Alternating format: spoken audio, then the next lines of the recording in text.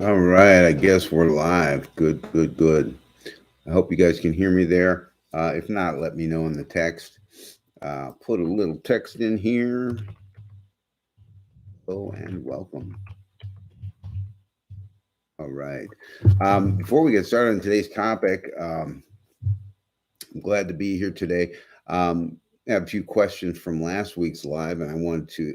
I picked one of them that I think might be worth answering because I think it's something that we all think about, and I think maybe we can shed some light on that. And if you guys have any comments about this question, feel free to leave those down below as well.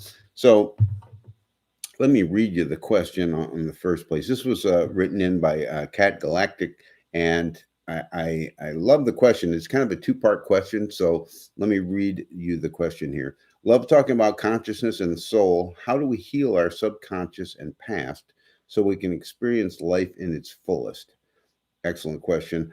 I usually wait until a trigger happens, freak out for the day, and then finally connect the dots. I'd love to learn how to become unbothered while experiencing the trigger and move on. Anyone else? So, yeah, I totally get that. One thing to consider here, I've thought about this a lot because we all get triggered by certain things, and our response to them usually is pretty entertaining when you think about them later. And one thing I have noticed about being triggered, it usually has to do with someone else's projection of you or of a circumstance or something that someone threw out there based on their projection. So you're sort of borrowing their projection to create your trigger with, and honestly, triggers are all ego based. Okay, so the first thing is you see a trigger, you have a choice here. Do I need to follow this thought, which is probably a false thought? It's all ego based, or can I just ignore that thought and respond in a way that I feel is appropriate? Um, I know that a lot of times that's hard to do, and you have to do it. You have to give yourself that space, and you have to do it while experiencing that moment of ugh.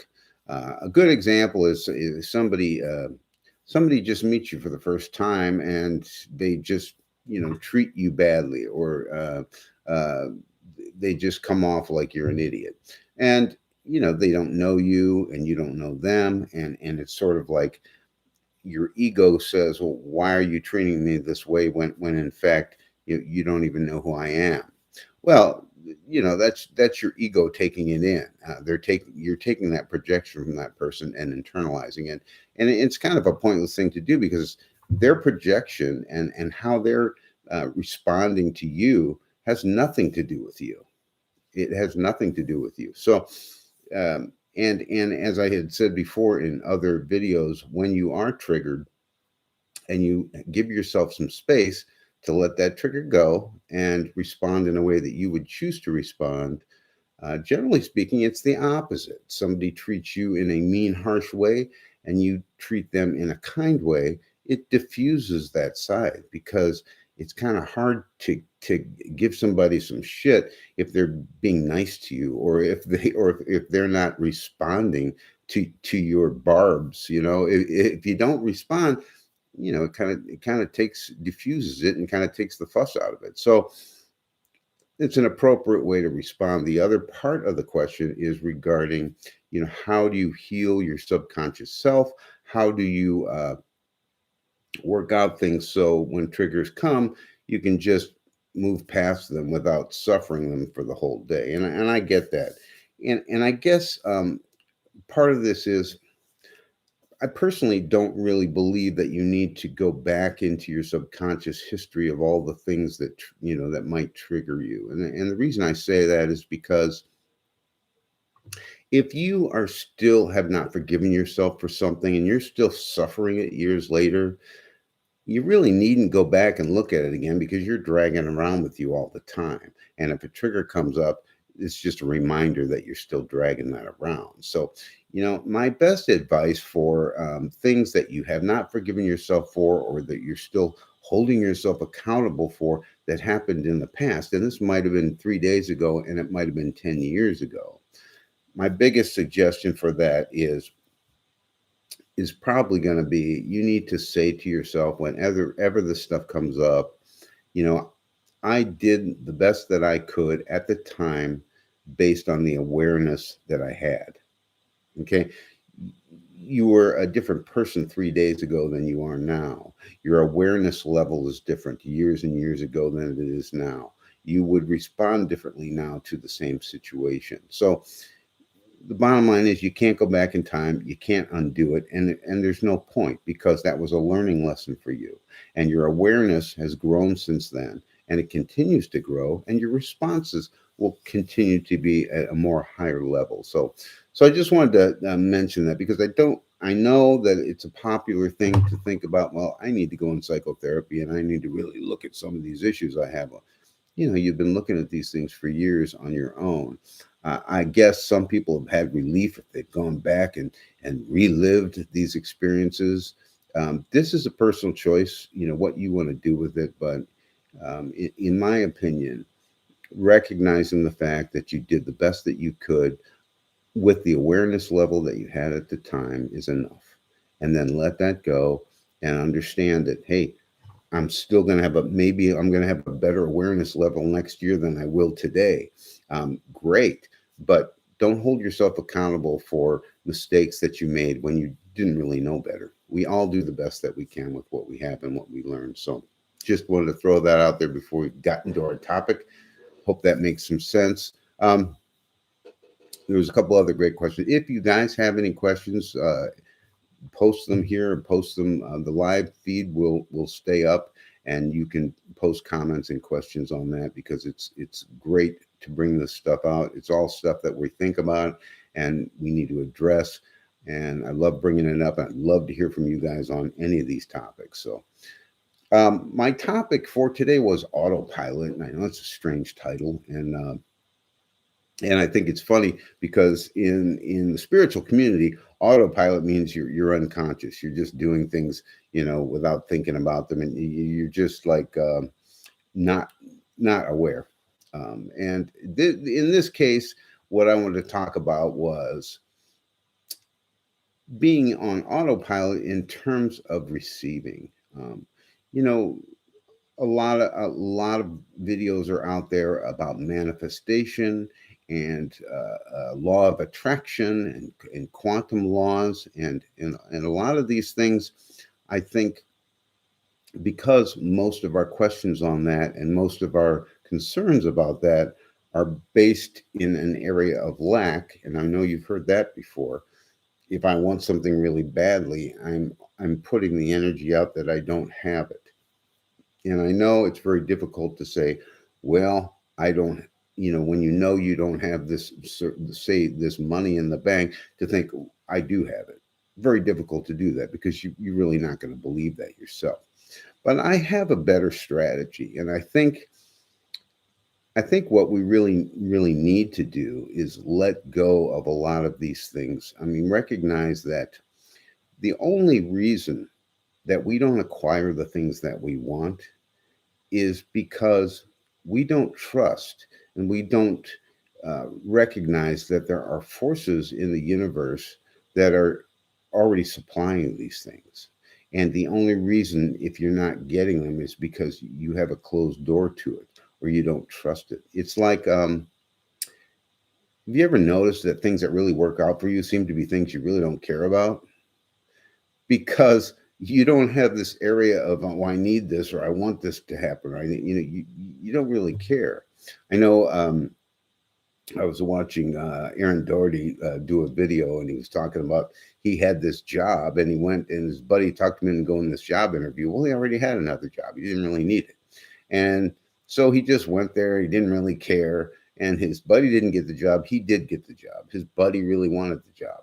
So that energy comes across, right? What you really, really want can sometimes block that flow.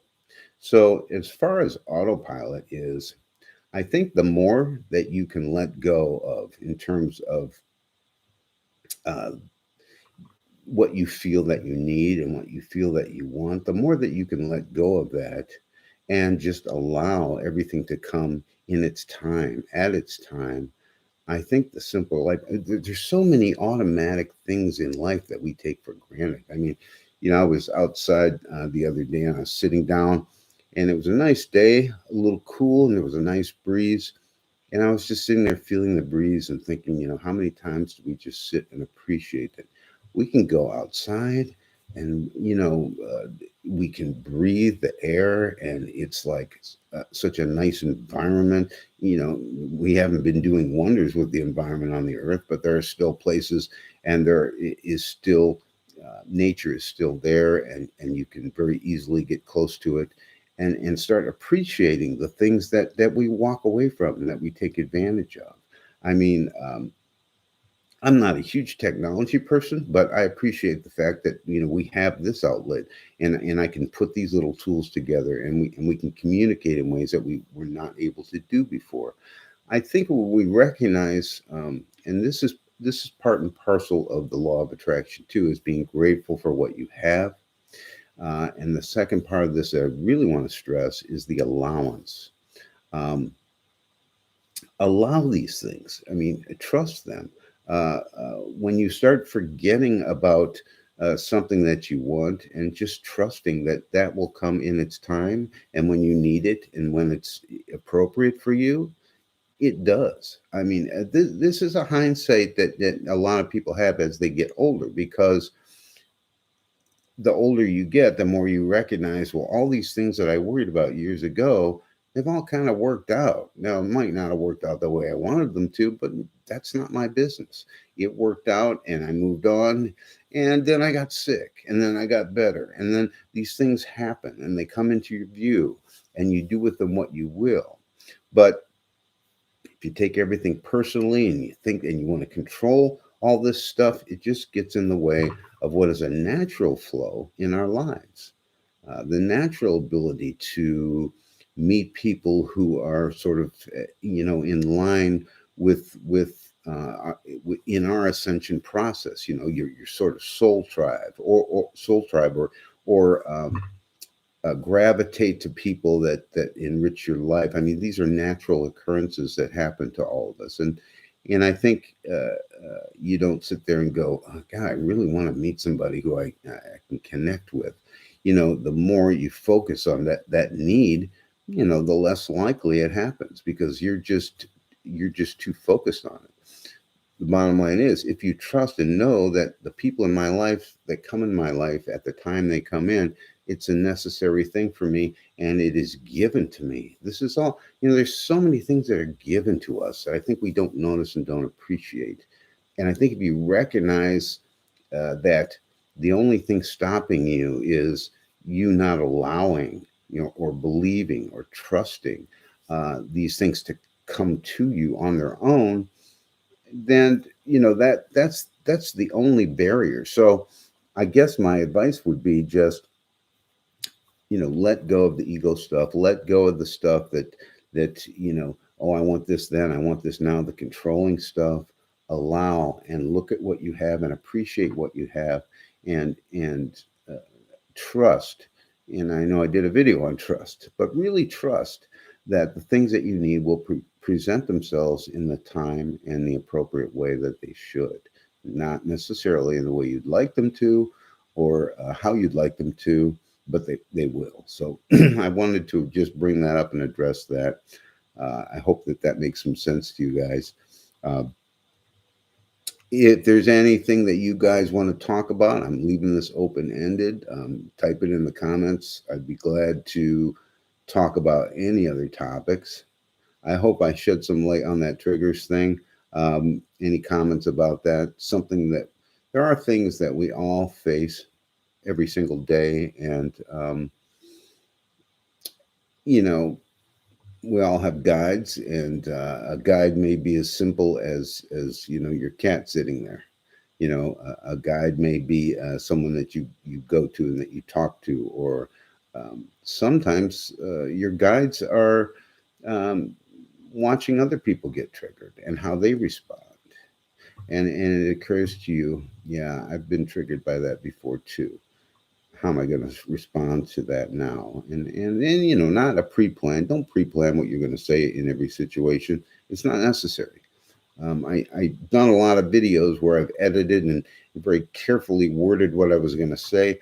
I kind of like the live format because I have no idea what we're going to talk about necessarily. I pick a topic, but hey, it's up to you guys too, whatever you want to share and whatever that you would like to talk about. I can see texts here, so if you want to type them in, you're welcome to.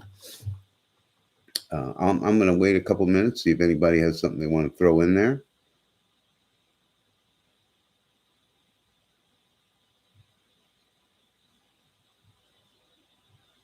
And I know I talk a lot on these videos, but I do recognize that there is a value in silence and there is a value in just sitting and seeing what comes.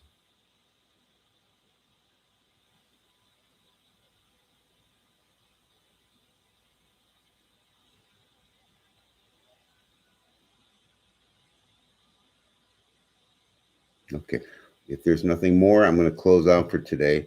Um, I put a link in the description box. If you want to know when we're going to be doing live streams, you can sign up in that link tree on my mailing list, and then I send a link out usually the day before, letting you know what time I'm going to do them. Also, if you have any suggestions, you're welcome to put them in any of these comments that you'd like to talk about, any things you'd like to talk about or see done in the live broadcast. Great. As I said earlier, I am going to start doing some things, interviewing some other people on the live broadcast. Right now, we're just kind of trying to work out some technical bugs on that, but I'm very excited about doing that. That should be really fun. So, all right. Well, until next week, I hope you have a great week. I hope you have an awesome now. You got to hit end stream at some point here.